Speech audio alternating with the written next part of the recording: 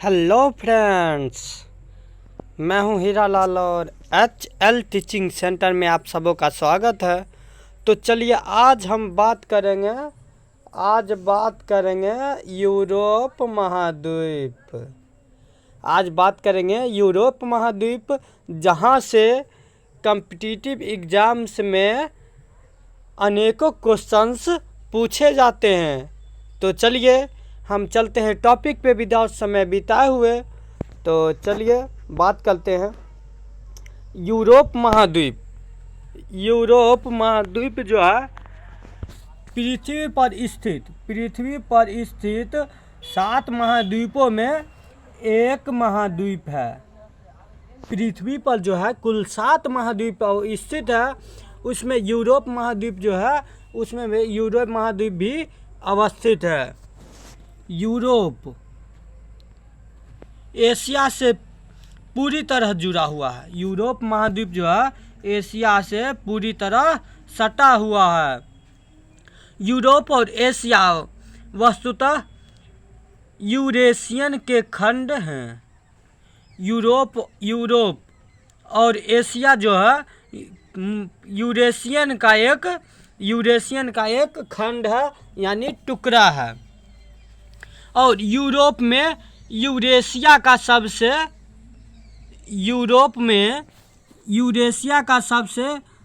पश्चिमी प्रायद्वीप खंड है। यूरोप जो है यूरोप यूरेशिया का सबसे पश्चिमी प्रायद्वीपीय खंड है। एशिया से यूरोप का विभाजन इसके पूर्व में स्थित यूराल पर्वत के जल विभाजन से हुआ। यानी यूरोप का जो खंडन हुआ, यूरोप का खंडन एशिया से यूरोप का विभाजन इसके पूर्व में स्थित यूराल पर्वत, एशिया के पूर्व में यूराल पर्वत स्थित है, जिसके जल विभाजन से ये यूरोप का विभाजन हुआ। जैसे यूराल नदी, उसके बाद है कैस्पियन सागर, उसके बाद है कॉकस पर्वत श्रृंखला। ये सभी जो हैं यूराल पर्वत यानी एशिया के पश्चिमी साइड है, और यही नदी के कारण यूरोप का विभाजन हुआ।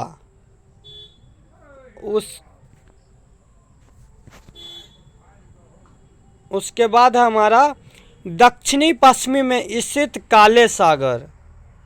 इसके दक्षिणी पश्चिमी में काले सागर के द्वारा होता है। इसका जो है यूरोप का जो है जल विभाजन होता है दक्षिणी पश्चिमी में, यानी एशिया के दक्षिणी पश्चिमी में एक काले सागर स्थित है। इसी के द्वारा यूरोप का विभाजन होता है। यूरोप के उत्तर में आर्कटिक महासागर और अन्य जल निकाय पश्चिमी में, और अन्य जल निकाय भी है, और पश्चिम में जो है अटलांटिक महासागर।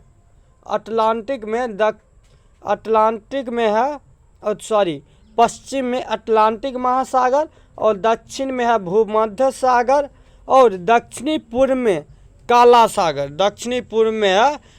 सागर। इससे जुड़े जलमार्ग स्थित हैं। तो यह एक तरह से यूरोप का चौहद्दी हो गया।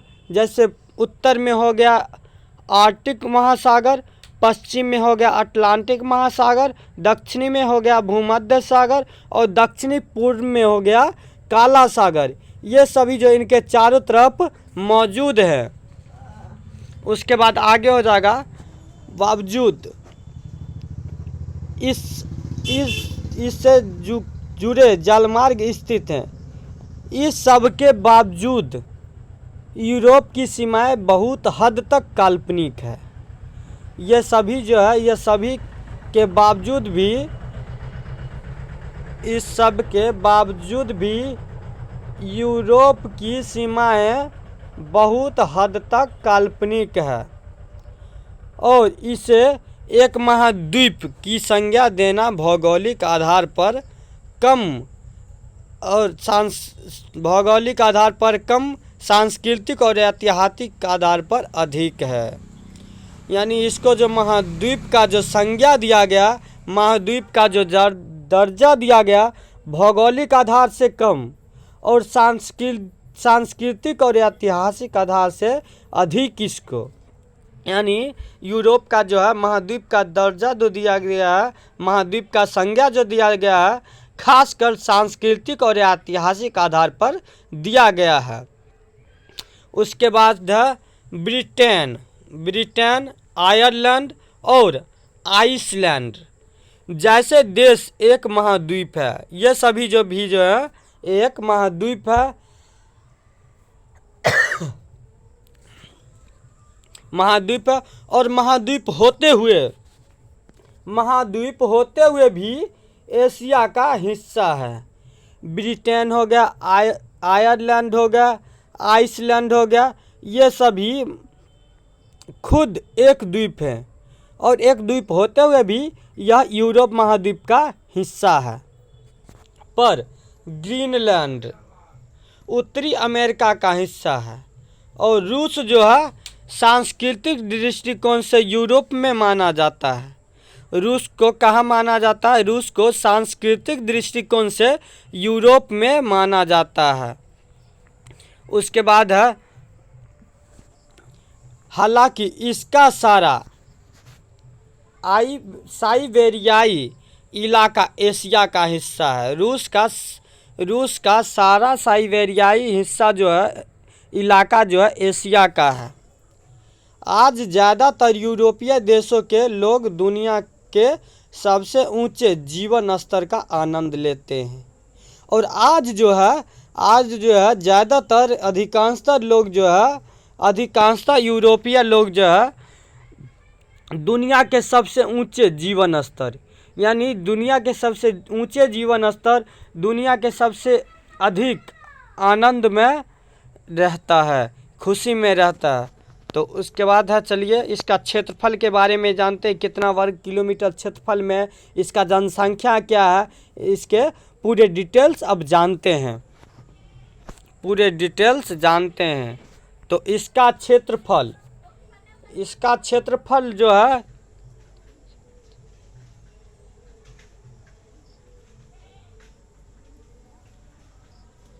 इसका क्षेत्रफल है 1,01,80,000 किलोमीटर स्क्वायर। यानी यूरोप का जो क्षेत्रफल है 1,01,80,000 किलोमीटर स्क्वायर। मील में बोला जाए तो मील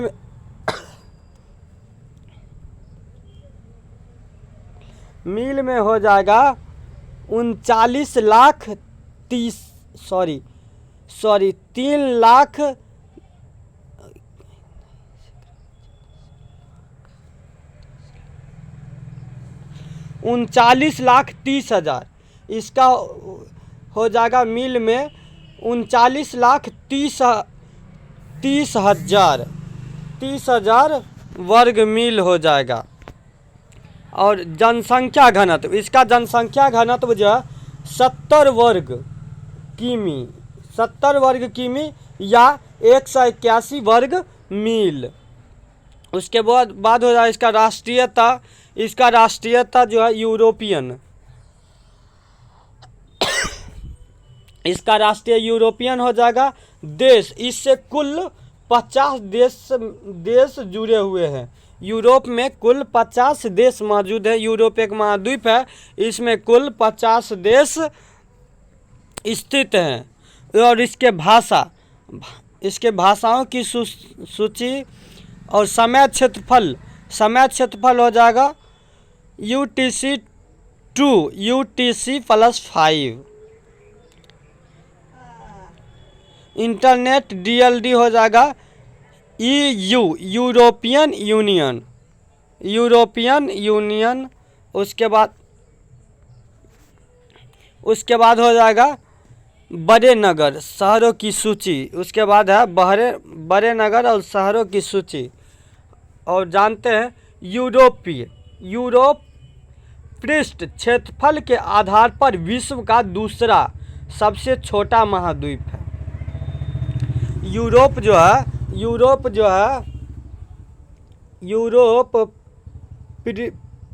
पृष्ठ क्षेत्रफल के आधार पर दूसरा सबसे छोटा महाद्वीप है। इसका क्षेत्रफल 10 लाख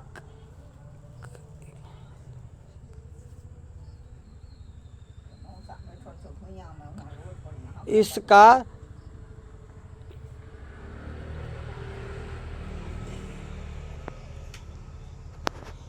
क्षेत्रफल हो जाएगा 1,80,00,000 वर्ग किलोमीटर और मील में हो जाएगा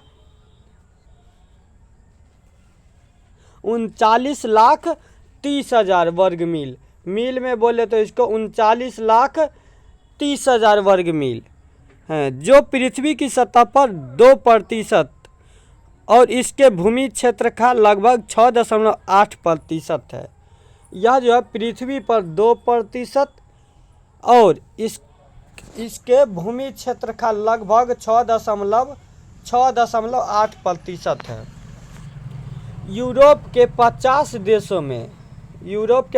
देशों में रूस क्षेत्रफल और आबादी दोनों में ही सबसे बड़ा है। यह जो है रूस क्षेत्रफल और आबादी दोनों में सबसे बड़ा है, जबकि वेटिकन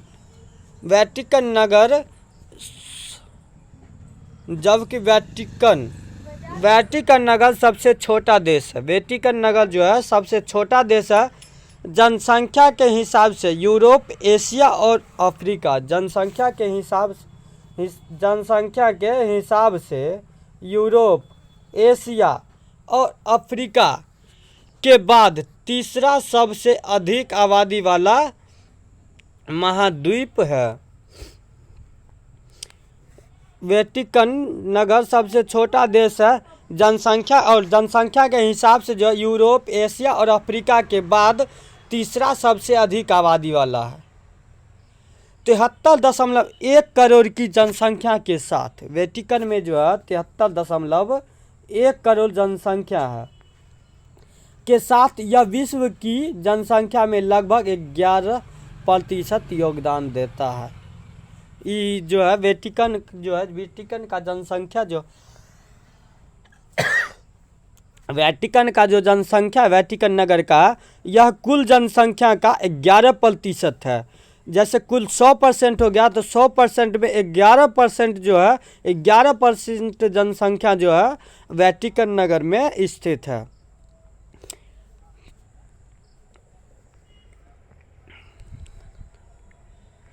संयुक्त राष्ट्र के अनुसार मध्यम अनुमान 2050 तक विश्व जनसंख्या में यूरोप का योगदान घटकर 7% पर आ गया। 2050 तक का जनसंख्या का अनुमान लगाया गया, विश्व जनसंख्या का अनुमान लगाया गया और यूरोप का योगदान जो है यूरोप का योगदान जनसंख्या में घटकर 11% से 7% पर आ गया। और 1900 में विश्व की जनसंख्या में यूरोप का हिस्सा लगभग 25% था। यानी 1900 में यूरोप में कुल 1900 के जनसंख्या में इस यूरोप में कुल विश्व का जनसंख्या 25% था और वह 2050 में घटकर 7% पे आ गया। संयुक्त राष्ट्र के अनुसार यूरोप में कुल 44 देश हैं। संयुक्त राष्ट्र के अनुसार जो है, संयुक्त राष्ट्र के द्वारा अनुमानित लगाया गया है, यूरोप में कुल जो है 44 देश हैं।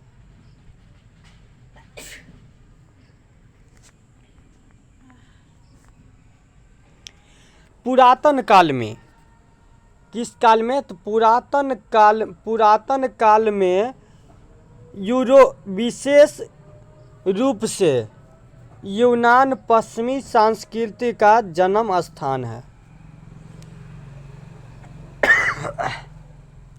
पुरातन काल में माना गया यूरोप विशेष रूप से यूनान पश्चिमी संस्कृति का जन्म स्थल है।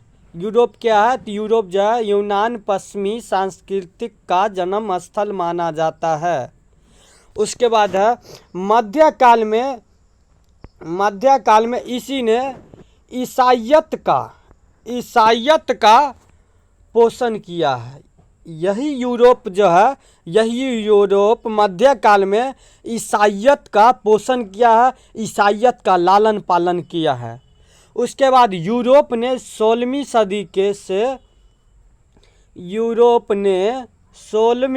सदी से वैश्विक मामलों में एक प्रमुख भूमिका अदा की है।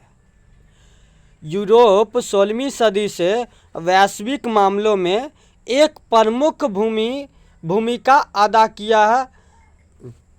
उसके बाद विशेष रूप से उपनिवेशवाद की शुरुआत के बाद यानी कहा जाए तो अंग्रेज के जंजीरों से छूटने के बाद, आज़ादी मिलने के बाद 16वीं सदी और 20वीं सदी के बीच, आज़ादी मिलने के बाद 16वीं सदी और 20वीं सदी के बीच विभिन्न समयों पर यानी कई समयों पर दोनों अमेरिका अफ्रीका और ओशियानी और एशिया के बड़े भूभाग यूरोपीय देश के नियंत्रण में थे।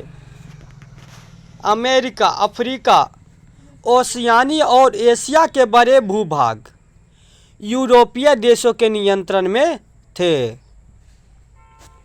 दोनों विश्व युद्ध की शुरुआत, अभी तक जैसे 2 विश्व युद्ध हो चुका है और दोनों विश्व युद्ध का शुरुआत जो है मध्य यूरोप में हुई थी। दोनों विश्व युद्ध कहाँ हुआ था? तो दोनों विश्व युद्ध जो हुआ था मध्य यूरोप में हुआ था, जिसके कारण 20वीं शताब्दी में विश्व मामलों में यूरोप पर प्रभुत्व गिरावट आई थी।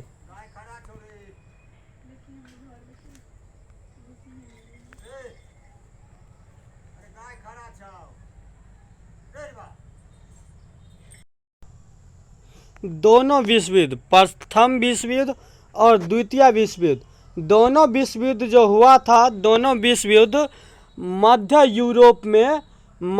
यूरोप में हुई थी, जिसके कारण 20वीं शताब्दी में विश्व मामलों में यूरोपीय प्रभुत्व में गिरावट आई थी।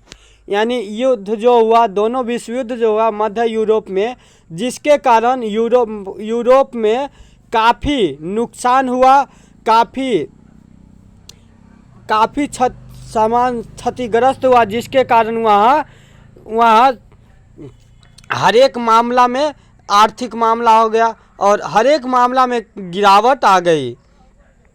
और संयुक्त राष्ट्र अमेरिका और सोवियत संघ के रूप में 2 नए शक्तिशाली केंद्रों का उदय हुआ। संयुक्त राष्ट्र अमेरिका और सोवियत संघ के रूप में 2 नए शक्तिशाली केंद्रों का उदय हुआ। शीत युद्ध के दौरान यूरोप पश्चिम में नाटो के और पूर्व में वारसा संधि के द्वारा विभाजित हो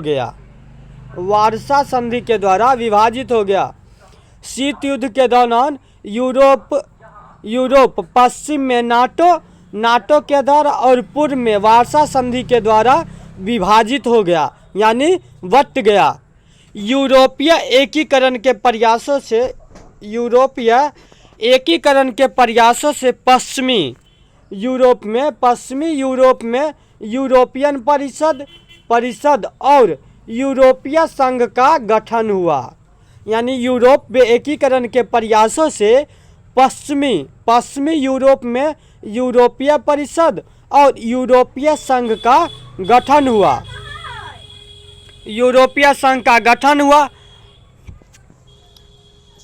यह दोनों संगठन 1991 में सोवियत संघ के पतन के बाद से पूर्व की ओर अपने प्रभुत्व को विस्तार कर रहे।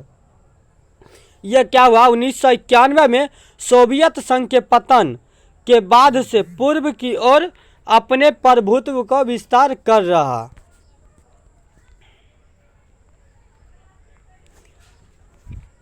आज के लिए इतना ही काफ़ी, फिर मिलते हैं नेक्स्ट वीडियो में। अगर वीडियो पसंद आए तो प्लीज़ लाइक, सब्सक्राइब और कमेंट करना ना भूलें, ताकि आप सभी के लिए नए नए वीडियो बनाते रहें। फिर मिलते हैं नेक्स्ट एपिसोड में और नए टॉपिक अफ्रीका महाद्वीप के साथ। तो चलिए चलते हैं,